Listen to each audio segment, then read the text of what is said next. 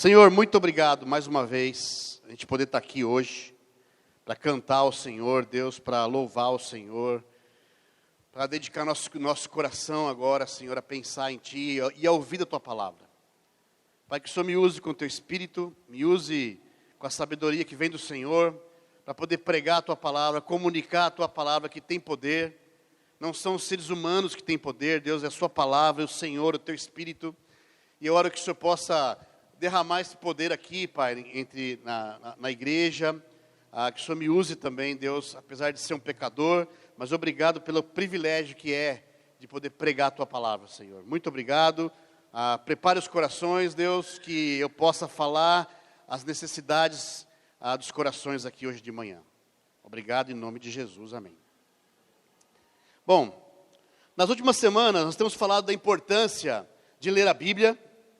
Nós falamos aqui, lembro no domingo eu preguei aqui sobre a importância de você ter contato com a palavra de Deus, de você ler a sua Bíblia, de você se aprofundar nas mensagens de Deus. Falamos sobre isso, né? Falamos também sobre amor, o Cláudio pregou aqui sobre o amor, sobre que se nós queremos realmente viver uma igreja verdadeira, nós temos que ter amor entre nós. Tem que praticar o amor. O motivo de estarmos aqui reunidos como igreja é para praticarmos o amor. Falamos também o chamado que Jesus fez para nós sermos discípulos e fazer discípulos. Em ouvir e praticar a grande comissão. Lembra disso? Hoje eu queria falar um pouco mais sobre isso, sobre a igreja. O título de hoje é A Igreja, o Projeto de Deus. Por que eu estou querendo tocar nesse assunto novamente? Porque eu acredito, irmãos, que nós precisamos ter convicção do que nós estamos fazendo aqui. Por que a gente vem aqui aos domingos? Por que nós vamos na igreja em casa? Por que nós praticamos a nossa fé em grupo? Porque é tão importante praticar a nossa fé em grupo também. Não só lá em casa, sozinho. Sabe, é interessante pensar que nós gostamos muitas vezes de ficar sozinho. Não é? Eu lembro um tempo atrás, acho que uns 2 anos atrás, a Rosângela ficou 3 dias, foi viajar por 3 dias. Eu falei, agora sim eu posso fazer o que eu quiser. E eu lembro que eu falei, agora eu posso sentar aqui no sofá, deixar o prato no sofá. Eu não preciso tirar o prato daqui. Eu posso ir no banheiro fazer xixi e deixar a tampa levantada. Não é? As mulheres sofrem com isso, né? Dos homens. Eu posso comer o que eu quiser, na hora que eu quiser, deixar a louça na pia. Posso fazer o que eu quiser. E o primeiro dia foi uma beleza. Liberdade. O segundo dia, bateu uma fome. Eu não sabia o que fazer. Olhei para a cama, ela não estava. Aí eu comecei a sentir falta. O terceiro dia eu estava desesperado. Já queria ir buscar ela de volta. Porque, puxa vida, como essa mulher faz falta. Não é assim? Às vezes a gente tem que perder, a pessoa tem que sair de perto. Para você sentir a falta, né? Mas a gente gosta de ficar sozinho, mas não tão sozinho.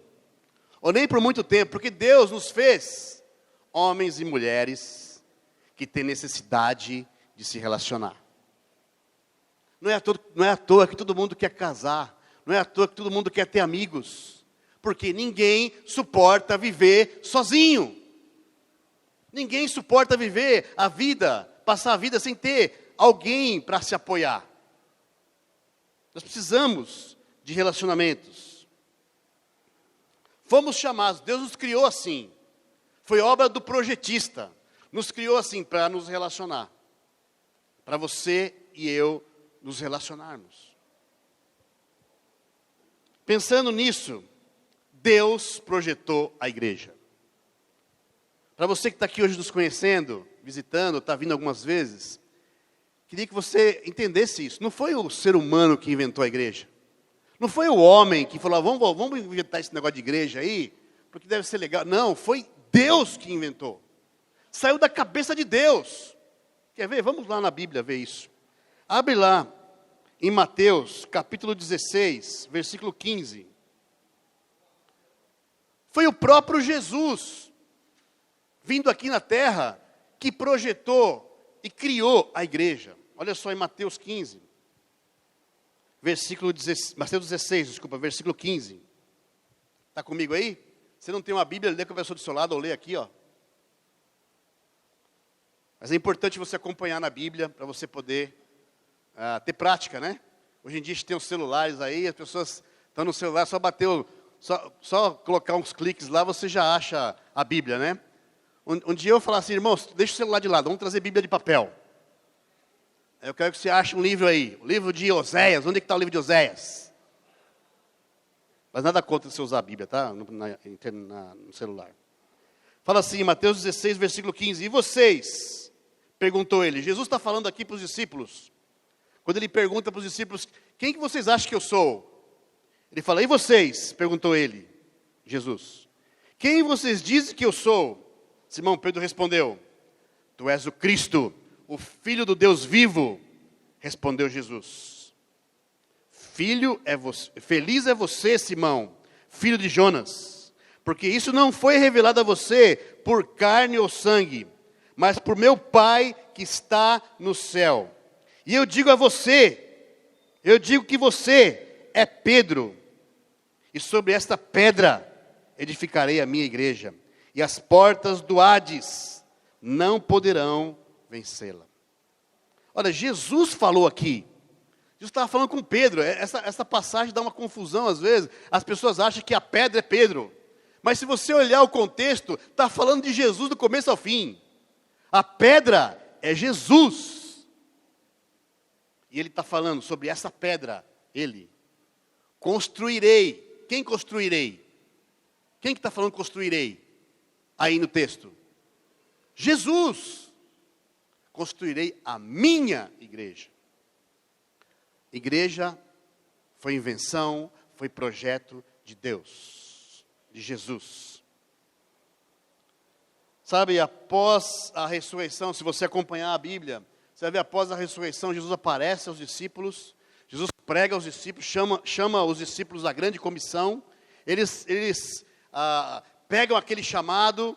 Em Atos 2, você pode acompanhar depois do capítulo 2 de Atos, os discípulos estão lá pregando para a multidão, e muitos são batizados, muitos são convertidos.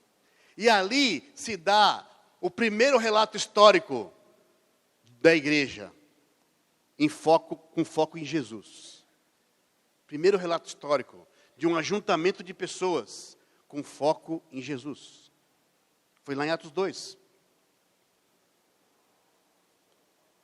E de lá para cá, a igreja no século III, com Constantino, ela é institucionalizada. Ou seja, ela se torna uma organização. E aí vem de lá para cá, você pode estudar essa história, é incrível ver a história da igreja, a deturpação que o ser humano criou na igreja, Deus sempre trazendo a igreja de novo, de volta para o caminho, para os trilhos, usando homens para fazer isso, até chegar nos dias de hoje, onde eu e você estamos vivendo aqui, igreja. Sabe, aí você pode pensar, puxa vida, imagina os discípulos naquela época, os primeiros discípulos, acabaram de ser convertidos, no meio do judaísmo, e alguém chegava para um cristão e falava assim, quem são os seus sacerdotes? Porque os judeus tinham sacerdotes. Aí o cristão, a gente não tem sacerdote, nosso sacerdote é Jesus. Aí perguntaram para Jesus, onde é o templo que vocês adoram? A gente não tem templo, o templo está dentro de nós. Imagina um judeu ouvindo isso de um cristão. Onde estão, um judeu perguntando para o cristão, onde estão os sacrifícios que vocês fazem para que os seus pecados sejam perdoados? E o cristão falando, a gente não faz mais sacrifício, porque Jesus já fez por nós. Sabe o que o judeu ia falar? Que doido isso aí, hein? Que doido. Porque era completamente fora da realidade do judeu. Jesus veio para mudar isso. Jesus veio para transformar a igreja. Sabe, no Novo Testamento aparece várias vezes o nome igreja. Eles se reuniam no pátio do templo, eles se reuniam nas casas, tinham pequenos ajuntamentos. E nós sempre ficamos nos espelhando nesse grupo do primeiro século, tentando querer imitar as práticas de igreja que eles faziam. Talvez esteja se perguntando, né? Talvez você que está chegando agora aqui, você que já está aqui um tempo, talvez pode se perguntar algumas vezes, eu já me perguntei algumas vezes, né? Mas se foi o próprio Jesus que criou a igreja, foi um projeto de Deus, por que há tantas pessoas que têm repulsa de igreja? Os chamados desigrejados. Talvez alguns de vocês estão aqui, visitando aqui, ouvindo para a igreja, talvez tenham passado algum momento que você tinha repulsa de ir à igreja. Eu, antes de conhecer a igreja, eu tinha repulsa também. Porque eu morava num bairro onde tinha muitas igrejas, e eu via, meu bairro era um dos bairros mais violentos de São Paulo, e eu via que as pessoas, apesar de irem para a igreja, a vida delas não mudava, parece que piorava. E eu falava, nossa, eu não quero nem saber disso aqui. Cria uma repulsa. Por quê? Se foi o próprio Jesus. Sabe por quê? Porque Deus teve a ideia de criar a igreja e colocar um ingrediente. Sabe qual é esse ingrediente? Você. Você. Você. Deus teve a ideia de colocar o ser humano. Ou você está achando que igreja é o salão bonito, as cadeiras, o endereço? Igreja é um juntamento de pessoas. E onde tem um juntamento de pessoas, tem o quê? Problema. Nós somos super felizes quando nós temos um batismo ali. Ficamos super animados, porque é uma pessoa que está seguindo a Jesus. E hoje nós vamos ter mais 2 batismos. Daqui a pouquinho você vai conhecê-los. Mas cada um que é batizado ali, é mais um problema que entra na igreja. É mais um problema. Ele vem com histórico de pecados, vem com histórico de sofrimento, e entra no meio do convívio e vai conviver com você, comigo, com todo mundo. E vai acontecer o quê? Vai ser animador, mas vai chegar uma hora que vai dar problema. Não é? Vai dar problema, porque o ingrediente principal que Deus colocou aí nesse negócio chamado igreja, chama-se ser humano. E você quer alguma coisa mais complicada que o ser humano? Me fala que eu não sei ainda. É 2 seres humanos. Imagina 300, né? Mas olha só, vamos ver, quando Jesus projetou a igreja, colocando esse ingrediente ser humano, qual foi o projeto de Deus? O que Deus queria com isso? Vamos lá em 1 Coríntios 12, versículo 12. 1 Coríntios 12, versículo 12. 1 Coríntios, capítulo 12, versículo 12. Estamos seguindo agora na NVI, tá bom? Para a alegria de muitos, né? Ora, assim como o corpo é uma unidade, todo mundo está lá comigo? Ora, assim como o corpo é uma unidade, embora tenha muitos membros, e todos os membros, mesmo sendo muitos, formam um só corpo, assim também com respeito a Cristo. Pois em um só corpo, todos nós fomos batizados em um único Espírito, quer judeus, quer gregos, quer escravos, quer livres, quer quem mora em Goianazes, quer quem mora em Tatuapé, quer quem mora na Zona Oeste, ou em qualquer outro lugar aqui dessa cidade. Preto, branco, corintiano, palmeirense, o que for. E a todos nós foi dado de beber de um único Espírito. O corpo não é feito de um só membro, mas de muitos. Se o pé disser, porque não sou mão, não pertenço ao corpo, nem por isso deixa de fazer parte do corpo. E se o ouvido disser, porque não sou olho, não pertenço ao corpo, nem por isso deixa de fazer parte do corpo. Se todo o corpo fosse olho, onde estaria a audição? Se todo o corpo fosse ouvido, onde estaria o olfato? De fato, Deus dispôs cada um dos membros do corpo, segundo a sua vontade. Se todos fossem um só membro, onde estaria o corpo? Assim, há muitos membros, mas um só corpo. Aqui tem 300. Mas um só corpo. O olho não pode dizer à mão, não preciso de você. Nem a cabeça pode dizer aos pés, não preciso de vocês. Ao contrário, os membros do corpo que parecem mais fracos são indispensáveis. E os membros que pensamos serem menos honrosos tratamos com especial honra.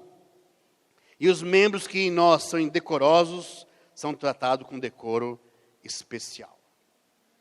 Sabe, foi Deus que desenhou isso aqui. Não foi ser humano. Paulo está falando isso aqui. Mas Paulo está sendo direcionado por Jesus aqui. Jesus projetou a igreja para ser assim, como um corpo. Sabe, eu fui visitar, algumas semanas atrás, eu fui com meu filho na exposição do Leonardo da Vinci. Olha, eu recomendo você ir. Levar o seu filho, levar a tua esposa, amigos. É muito bom.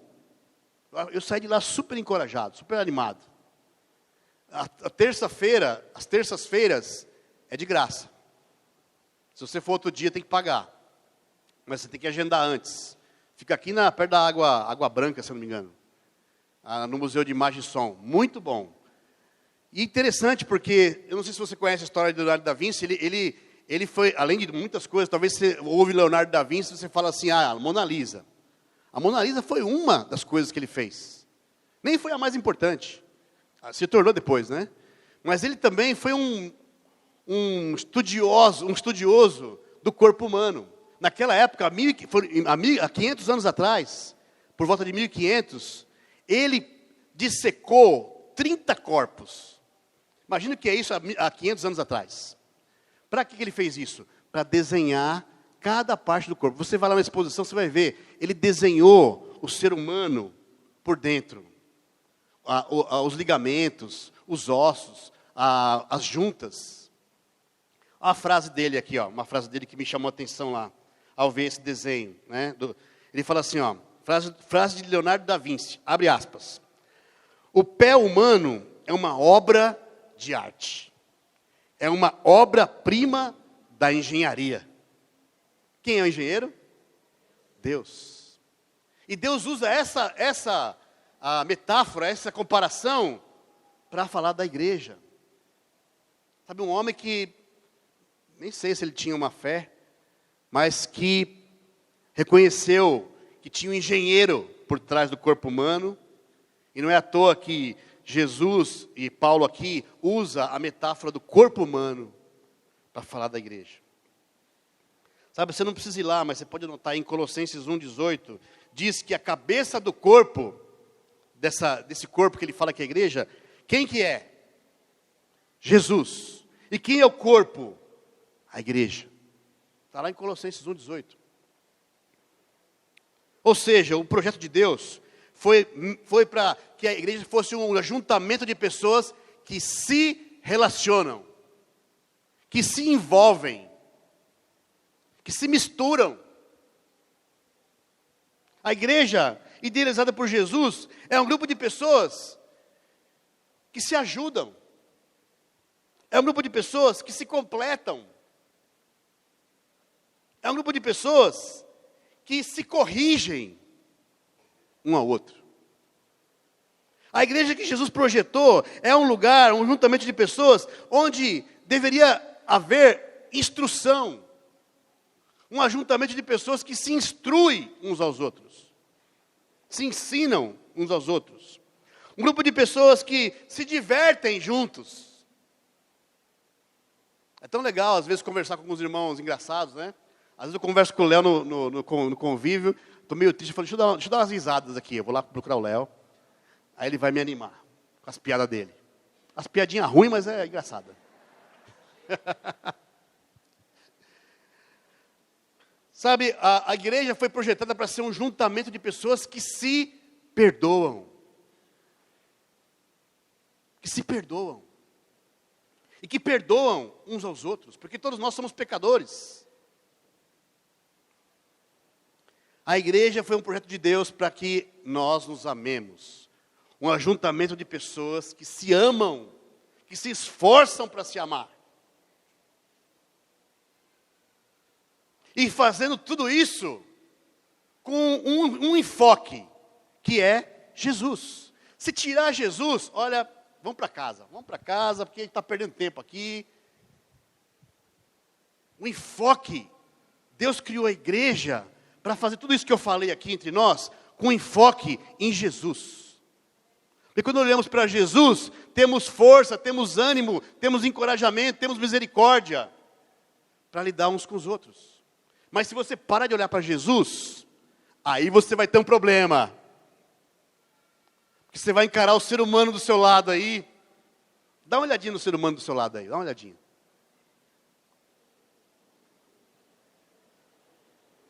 Cada um diferente do outro, né? Cada um com as suas lutas, seus problemas, suas virtudes. Essa é a beleza de ser igreja. Esse foi o desenho de Deus. Então, por que há desigrejados, então? Porque tem pessoas que têm repulsa à igreja. Por quê? Eu pensei aqui em alguns motivos principais. Porque talvez pessoas tenham repulsa da igreja. Porque alguns fatores contribuem para isso.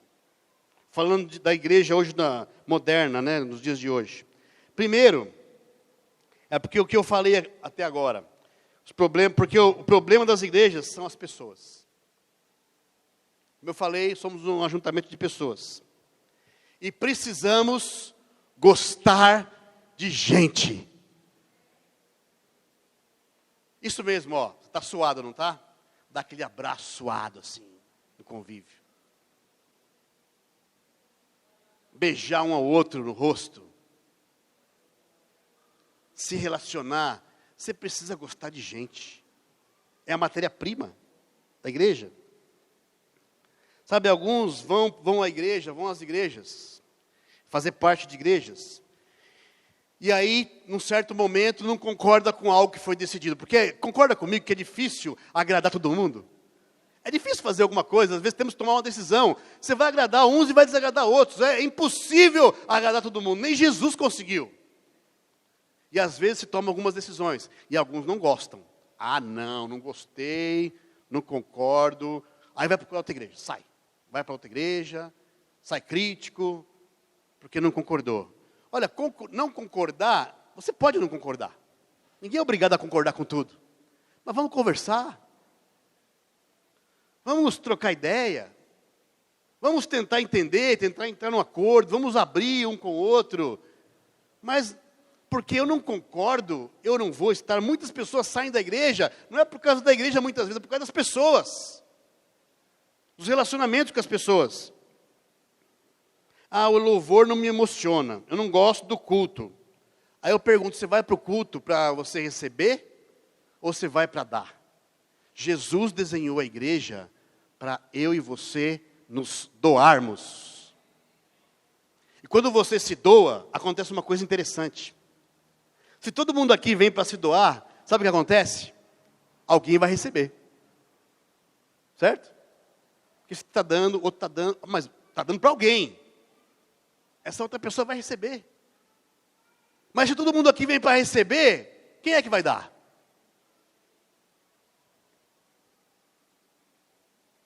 Sabe, alguns, quando nós decidimos lá atrás, vamos para a Barra Funda. Sei que foi uma decisão difícil. Mexia com muitas coisas nossas. Mas sabe, foi incrível, a igreja foi para a Barra Funda. Vocês aqui, a grande maioria aqui sacrificou muito para ir para a Barra Funda. Mas eu quero falar com alguns aqui que não foram para a Barra Funda e agora estão voltando aqui. Primeiro, você é bem-vindo. Nós estamos de braços abertos para receber você. Nós estamos de braços abertos para ter você de novo aqui. Mas você precisa fazer uma reflexão no seu coração. Se você não está afim de fazer as coisas só que te agradam, só que são mais convenientes, só as que são mais, que você concorda. Sabe, em vez de procurar uma igreja mais perto de casa, a gente tem que procurar uma igreja mais perto de Jesus. Mais perto de Jesus. Mais perto do projeto que Jesus fez. E eu acredito, irmãos, que essa igreja é uma dessas igrejas. Não é a única, mas eu tenho visto o sacrifício e a dedicação de muitos aqui em querer honrar o nome de Deus. Então olha, eu não quero fazer você ficar constrangido, mas eu quero que você reflita no seu coração. Porque daqui a pouco vai vir uma outra ideia. Os líderes dessa igreja são meio doidos, né? Não, estou brincando, mas assim, vão ter ideias. Nós temos que discutir ideias. Entrar num consenso, na união, mas não abandonar e sair, eu vou fazer o que eu quero. Nós estamos aqui para buscar a união. Sabe, talvez um segundo fator porque as pessoas às vezes têm repulsa de igreja, é porque tem muitos charlatões por aí, que se aproveitam desse projeto magnífico que Jesus fez, e querem tirar proveito financeiro da igreja. Você não precisa ir muito longe. Eu não vou citar nomes aqui, mas olha só, se você tem conhecimento do que é uma igreja segundo os padrões de Jesus, é só você olhar ao seu redor, você vai ver charlatões, homens que se dizem homens de Deus, falando que é a igreja de Deus. Olha só o que fala em Mateus 24, abre comigo lá.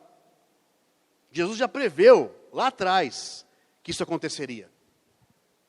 Em Mateus 24, versículo 10, diz assim, Mateus 24, versículo 10. Naquele tempo, muitos ficarão escandalizados, trairão e odiarão aos outros, e numerosos falsos profetas surgirão e enganarão a muitos. Sabe por que muitos caem nessa armadilha terrível dos charlatões? Porque há pouco conhecimento de Deus. Sabe, as pessoas que vão atrás são pessoas que têm pouco conhecimento de Deus. Não tem uma abordagem, uma vontade de querer estudar na Bíblia. Deixa eu ver o que a Bíblia fala. E aí aceitam qualquer coisa. E muitas vezes aceita o que o coração está pedindo. Muitos caem nessa armadilha. Olha só o que fala em Oséias. Abre aí Oséias, viu? Falei que ia falar de Oséias, ó. Abre em Oséias, capítulo 4, versículo 6. Oséias, capítulo 4, versículo 6. Oséias foi um profeta que já falou lá atrás, séculos antes de Jesus, o porquê as pessoas caem nesses enganos. Aqui, ó, em Oséias capítulo 4, versículo 6. Oséias capítulo 4, versículo 6. Fala assim, ó, todo mundo está lá?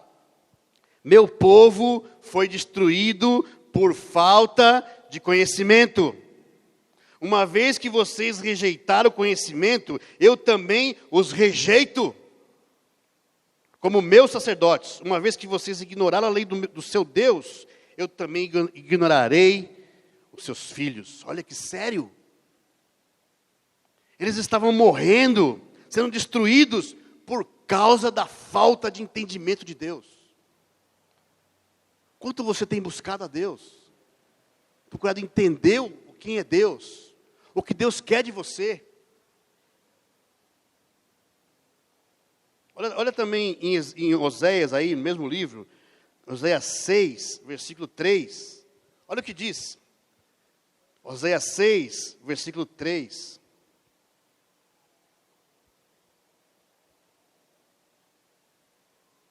Conheçamos o Senhor, esforcemo-nos por conhecê-lo. Tão certo como nasce o sol, ele aparecerá. Virá para nós como as chuvas de inverno, como as chuvas de primavera que regam a terra. Ele está falando, conheçam o Senhor.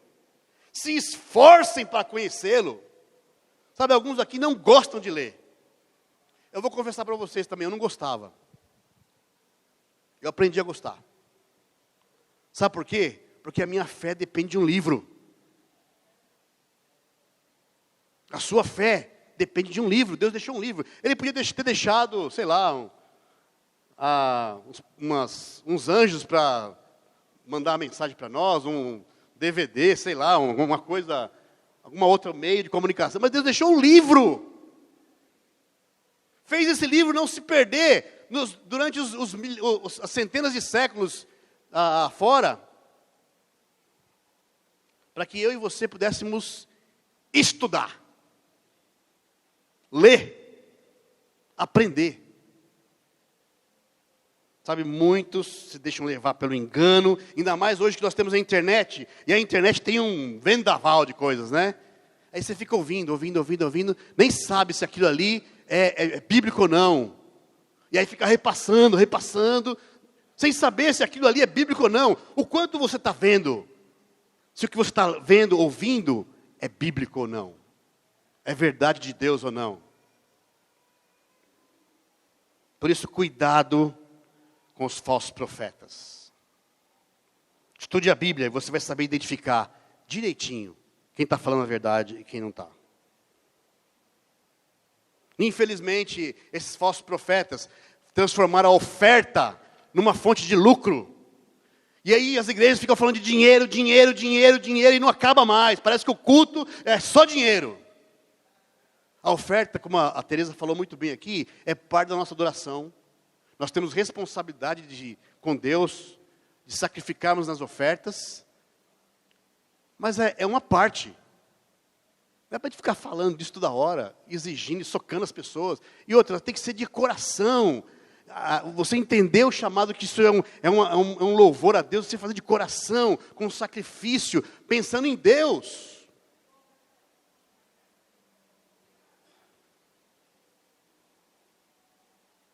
Terceiro motivo, porque eu acredito que as pessoas têm repulsa da igreja, ou acabam não dando o valor que a igreja realmente merece, é a preguiça. A preguiça. Para que se reunir? Porque se eu posso ser cristão sozinho. Assisto algumas pregações na internet, agora a gente está transmitindo a pregação na internet. Eu posso sentar lá no meu sofá e ouvir a pregação, e na boa, sem ter que sair de casa. Ou posso procurar uma igreja mais perto de casa para poder ouvir uma pregação.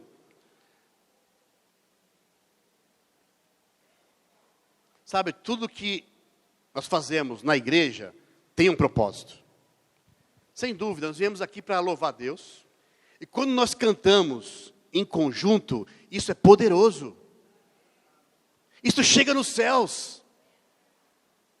Você está aqui para cantar com seus irmãos, é poderoso. Depois nós oramos a Deus, tomamos a ceia juntos. Isso tem um poder. A Bíblia fala, quando 2 ou mais estão reunidos em meu nome, eu estou no meio deles. Isso tem poder. Não é a mesma coisa você fazer na sua casa. Tem poder aqui. Nós estamos falando diretamente com Deus. Deus está aqui na nossa presença. E a segunda parte mais importante é que depois você vai falar com o teu irmão do lado. Você vai se relacionar. Você vai estar junto. Você vai encorajar o irmão. Você vai abraçar. É aqui que nós vamos nos instruir um ao outro. É aqui que nós vamos nos discipular um ao outro. Eu falei para vocês no começo que o projeto de Deus foi que a igreja foi criar a igreja para que nós nos relacionemos. Nós possamos nos ensinar, nos instruir uns aos outros. Isso só acontece se a gente está junto. Por isso que a gente fala tanto do discipulado, porque o discipulado é um compromisso que você assume com outra pessoa, para você poder ser ouvido, para você poder se aconselhar, para você poder falar com outro irmão, e ele te dá atenção. Sabe, muitos pagam um psicólogo caro, eu não estou desmerecendo aqui os psicólogos, eu acho importante. Às vezes eu acho até que eu preciso de um também. Minha profissão tem crescido muito ultimamente, porque realmente as pessoas têm ficado doentes. E é uma profissão importante. Mas eu acredito que muitos dos problemas que nós temos, a gente pode resolver também na conversa com o irmão, com uma irmã, que você confia, que tem amizade, que te ama sinceramente. Por isso é tão importante ter um relacionamento de discipulado.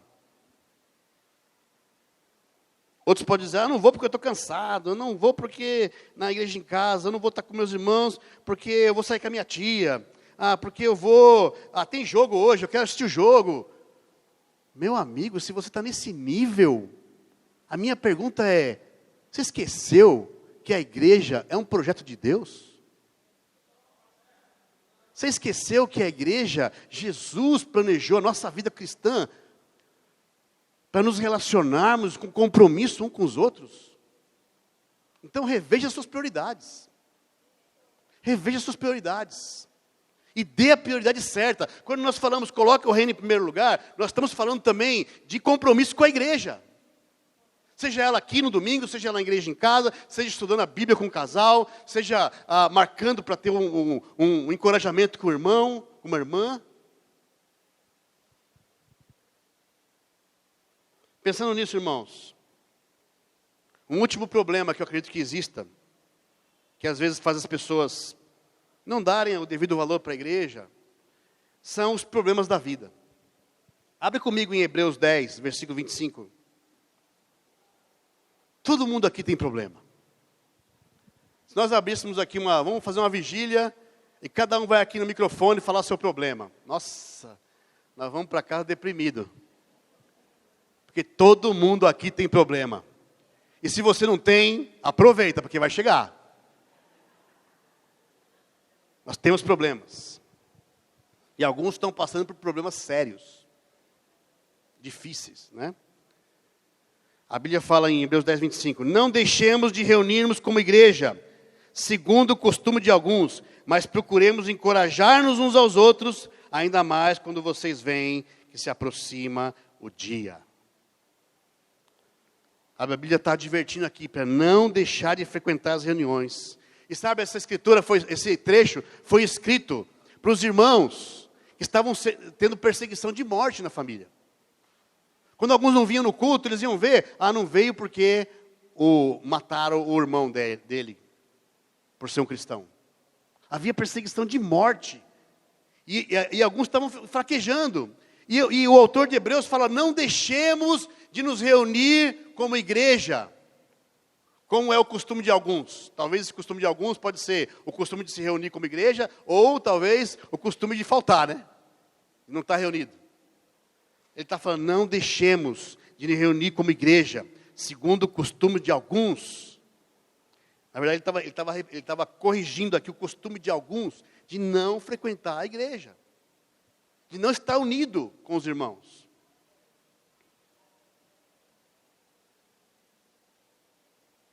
Minha pergunta para você hoje, qual dessas razões tentam você a não querer se comprometer com a igreja?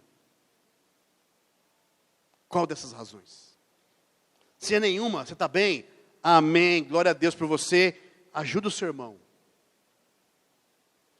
Mas o meu sonho, irmãos, eu acredito que é o sonho de muitos aqui, é que cada vez mais nós sejamos uma igreja amorosa. As pessoas vão vir aqui e falar, uau, esse povo ama, hein?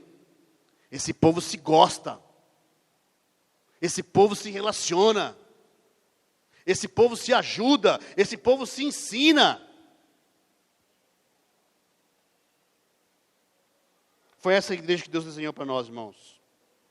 Companheirismo, amizade de nossos filhos, pessoas orando por você. E eu queria chamar vocês, cada um de nós, juntos aqui, a esse compromisso. Você ama a sua igreja? Está disposto a pagar o preço para que essa igreja seja uma representante de Deus aqui na terra? A luz de Deus aqui na terra? Quando eu falo de igreja, não é só essa reunião aqui, a sua igreja em casa, os irmãos que você está ali conectado com eles. Lembre-se, igreja não vai levar você para o céu. A igreja não vai levar você para o céu. Quem vai nos levar para o céu é Jesus. Mas é quase impossível você chegar no céu sem estar na igreja. Porque como é que você vai cumprir o chamado de Jesus, que é amar o próximo? Amar o próximo não é só ajudar o próximo que está necessitado. Amar o seu irmão também. Entrar nas dificuldades, nos relacionamentos, a gente encorajar um ao outro. Isso às vezes é mais difícil, às vezes, do que ajudar alguém que você não conhece. Eu queria terminar aqui, irmão, chamando todos aqui ao compromisso. Se você sente que seu compromisso com a igreja tem fraquejado, se a igreja não é mais a prioridade para a sua vida, nos seus compromissos, eu quero chamar você a se arrepender. Quero chamar você a procurar alguém, abrir sua agenda, e você dar valor a esse projeto que Jesus idealizou, que Deus fez. Sabe para quê? Para ajudar você na sua caminhada até o céu. Porque Ele já nos deu a salvação, Ele perdoou nossos pecados, Ele nos deu o caminho, vocês vão ser salvos se vocês ficarem firmes. Estou a igreja aí para te ajudar.